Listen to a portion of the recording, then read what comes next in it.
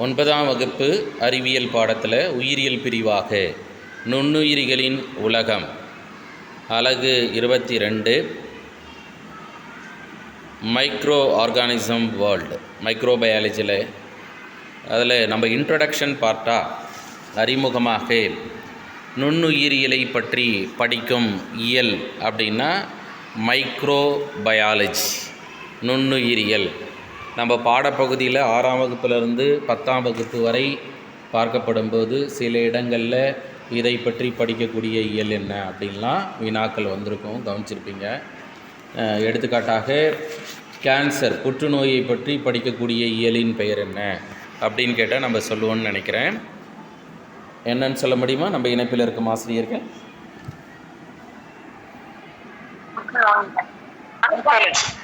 Very good sir. Oncology அப்படின்னு படிச்சிருப்போம். இதுவே பட்டு புழுவை பற்றி படித்தோம் அப்படின்னா பட்டுப்பூச்சி செரிகல்ச்சர் அப்படின்னு சொல்லுவோம். மீனை பற்றி படித்தா ஃபிசிக்கல்ச்சர். நீருயிரி வளர்ப்புகளை பற்றி படித்தோம்னா அக்வா கல்ச்சர். மண்புழுவை பற்றி படித்தோம்னா பெர்மி கல்ச்சர். பறவை இனங்களை பற்றி படித்தோம்னா பவுல்ட்ரி சயின்ஸ். இதெல்லாம் தான் நமக்கு பாடப்பகுதியில் இருக்குது. தேனீக்களை பற்றி படித்தோம்னா அதுக்கு பேர் எபிகல்ச்சர். இப்போது நமக்கு மைக்ரோபயாலஜி நுண்ணுயிரிகளை பற்றி படித்தோம்னா அதுக்கு பேர் மைக்ரோபயாலஜி. செல்லை பற்றி படித்தோம்னா அதுக்கு பேர் செல் பயாலஜி அல்லது சைட்டாலஜி அப்படின்னு நம்ம பார்த்துட்டு வந்திருக்கோம். அதனால் ஆசிரியர்களே, நோட்ஸில் நுண்ணுயிரிகளை பற்றி படிக்கும் இயல் மைக்ரோபயாலஜி. நுண்ணுயிரிகள்லாம் என்ன அப்படின்னு எடுத்துக்காட்டாக பார்க்கும்போது உயிருள்ள மற்றும் உயிரற்ற பண்புகளை கொண்ட வைரஸுகள், பாக்டீரியாக்கள், பூஞ்சைகள், பாசிகள் மற்றும் புரோட்டோசோவாக்கள். அதற்கடுத்ததாக நுண்ணுயிரினங்கள் எங்கே வாழும் அப்படின்னு பார்த்திங்கன்னா மண்ணில், நிலத்தில் பல்வேறு வகையான நுண்ணுயிரினங்கள் வாழ்கிறது. அடுத்ததாக நீரில் நுண்ணுயிரினங்கள் வாழ்கிறது. வளிமண்டலம் காற்று. அதுக்கு அடுத்ததாக பிற விலங்குகள் அல்லது பிற உயிரிகளில் அக ஒட்டுண்ணியாகவோ புற ஒட்டுண்ணியாகவோ நுண்ணுயிரிகள் வசிக்கின்றன. இதனைத் தொடர்ந்து நுண்ணுயிரிகள் மற்றும் அவற்றின் வகைகள். ஒன்று, ஒரு செல் உயிரிகள். எடுத்துக்காட்டாக பாக்டீரியா. நம்ம இதுக்கு முன்னாடிலாம் அமீபா, எண்டமீபா, ட்ரிபனோசோமா கேம்பியான்சிஸ், வால்வாக்ஸ் இப்படிலாம் நம்ம படிச்சிருப்போம் சார். கிளாமிடமோனஸ் அப்படிலாம் அதுவும் ஒரு செல் உயிரிகள் தான். ஆனால் நம்ம 9ஆம் வகுப்பில் அவங்க இன்ட்ரொடக்ஷனாக ஸ்டார்ட் பண்ணும்போது ஒரு செல் உயிரிகள்னு கொடுத்து பாக்டீரியான்னு எழுதுனதால் பெரும்பாலும் புத்தகத்தில் வந்து வினாக்களை கேட்கப்படும் போது விடை குறிப்பு பாக்டீரியா இருக்கலாம். அதனால் ஆசிரியர்களே ரொம்ப எளிமை, அப்ஜெக்டிவ் டைப்பு. ஒரு கொஷினை படித்து அந்த கொஷின்ஸ்க்கு உண்டான ஆன்சரை நீங்கள் படிக்கும்போது இந்த ஆன்சர்லாம் இல்லைன்னு ரிஜெக்ட் பண்ணி போடுங்க.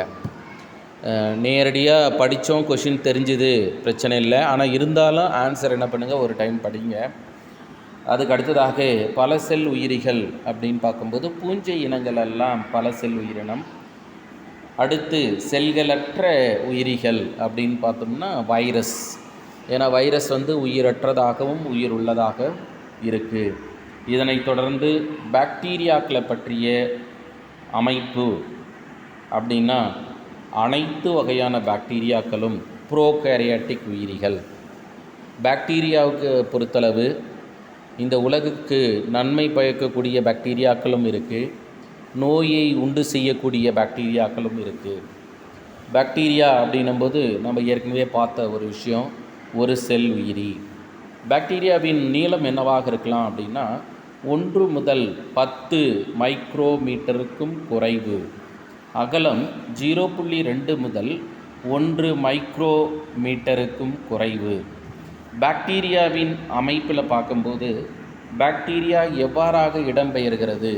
ஏன்னா நம்ம தாவரத்துக்கும் விலங்குக்கும் உள்ள வித்தியாசம் அப்படின்னு தேடணும்னா நகரும் தன்மையை கொண்டு வித்தியாசப்படுத்துவோம். அதன் அடிப்படையில் பாக்டீரியா நகரும் தன்மை உடையது. அந்த நகருவதற்கு பயன்படக்கூடிய உறுப்பு கசை இழை. ஆங்கிலத்தில் வந்து ஃப்ளஜெல்லம், சில சமயங்களில் ஃப்ளஜெல்லம் அப்படின்னு கூட கொடுக்கலாம். நீங்கள் இந்த படத்தை பார்த்தீங்கன்னா தெரியும். இந்த படத்துக்குள்ளார பாக்டீரியாவின் உட்கரு அமிலம் எது அப்படின்னு கேட்டால் நீங்கள் என்ன பதில் சொல்லுவீங்க? பாக்டீரியாவின் உட்கரு அமிலம்.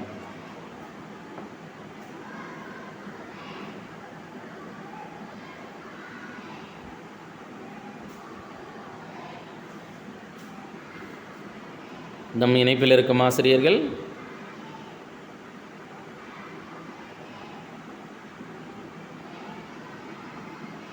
Sir பிளாஸ்மாவாங்க sir? இல்லை சார், டிஎன்ஏ.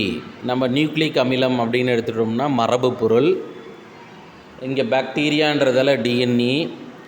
ஆர்என்ஏ எதில் இருக்கும் அப்படின்னா சில வைரஸுகளில் மரபு பொருள் ஆர்என்ஏவாகவும், எடுத்துக்காட்டாக ஹெச்ஐவி ஹியூமன் இம்யூனோ வைரஸ்ஸு, அதில் மரபு பொருள் ஆர்என்ஏ. அதுக்கு அடுத்தது டிஎன்ஏ இருக்கக்கூடிய வைரஸ் எடுத்துட்டிங்கன்னா ஹெப்பாட்டிட்டிக் பி அப்படின்னு கேள்விப்பட்டிருப்போம். அந்த வைரஸில் மரபு பொருள் டிஎன்ஏ. அதுக்கடுத்து நம்ம பார்க்கும்போது பாக்டீரியாவாக இருந்தாலும் சரி, தாவரமாக இருந்தாலும் விலங்காக இருந்தாலும் மரபு பொருள் டிஎன்ஏ. அந்த டிஎன்ஏ தான் நியூக்ளியாய்டு அப்படின்னு சொல்கிறோம் சார். அதுக்கடுத்து பாக்டீரியாவில் இயற்கை கொடுத்த மிகப்பெரிய ஒரு கொடை பிளாஸ்மீடு. பிளாஸ்மீடுன்றது எக்ஸ்ட்ரா சர்க்குலர் டிஎன்ஏ அப்படின்னு சொல்லுவோம். சுருள் தன்மை கொண்ட அல்லது வட்ட வடிவமான 2 இழையாக காணப்படக்கூடிய டிஎன்ஏ பிளாஸ்மீடு. அதுக்கடுத்து ரைபோசோம் இதில் காணப்படும். அப்போ ரைபோசோம் இருந்துச்சுனாவே புரத உற்பத்தி பாக்டீரியாவில் நடைபெறுகிறது.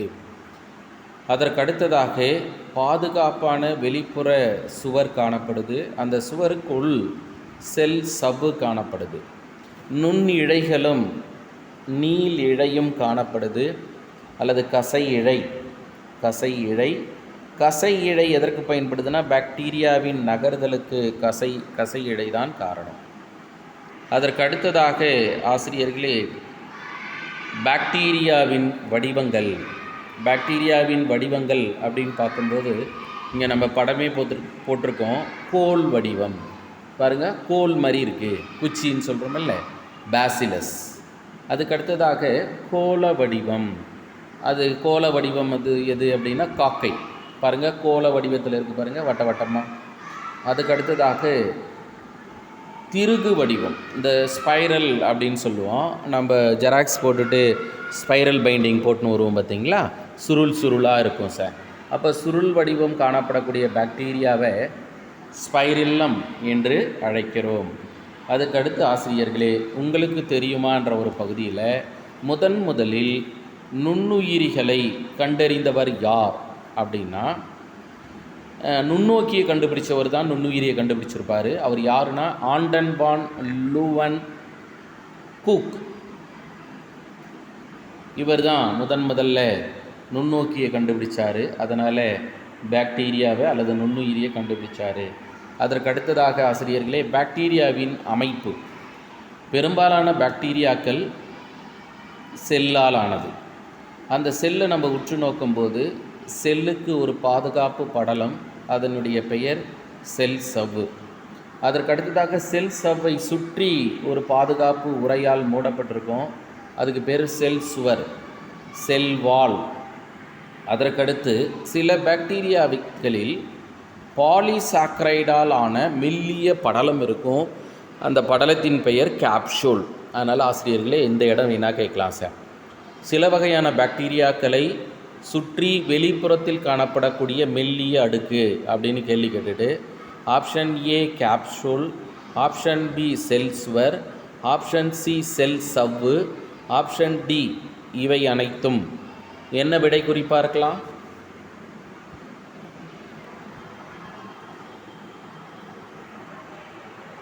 நம்ம 4 ஆப்ஷன் சொல்லிட்டோம் சார். அந்த 4ல் ஒன்று சூஸ் பண்ணுங்கள்.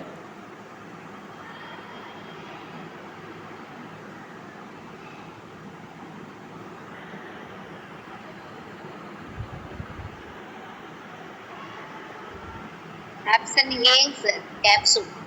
குட் சார், கேப்சூல் என்பது சரியானது.